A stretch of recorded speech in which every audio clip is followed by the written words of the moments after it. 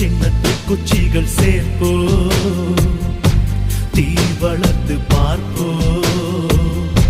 விடியல் வரும் முன்னே இருள் எதிர்த்து கொள்வோ